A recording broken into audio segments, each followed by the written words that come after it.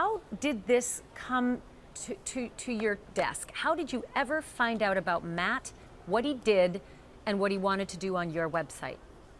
Sure. We have people who follow us on Facebook, like a lot of Facebook pages, and we receive messages about people's promises, the promises that they make, and Matt heard about because I said I would. I don't know Matt at all outside of this, and he just sent a message to me confessing that guilt. So that's how it started. And as I understand it, you helped him. That video was quite professionally done. Usually, you see people sitting in their rooms at their computer, cams and making their testimonials. But this one was very professionally done. Why did you help him to create the video?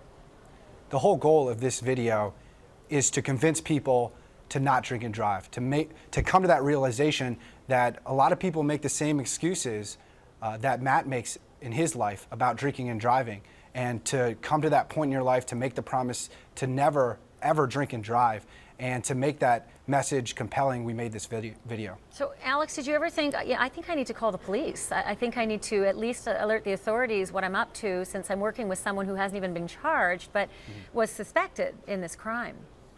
Yeah, I looked and saw news reports that he was the primary suspect, and they knew that. They were just gathering the evidence. And even still today, with this video being out, they have not pressed charges yet.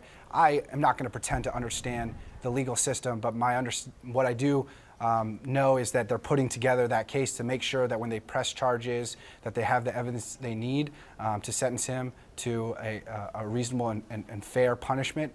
So I think that's part of the legal system, and they know that he's the suspect.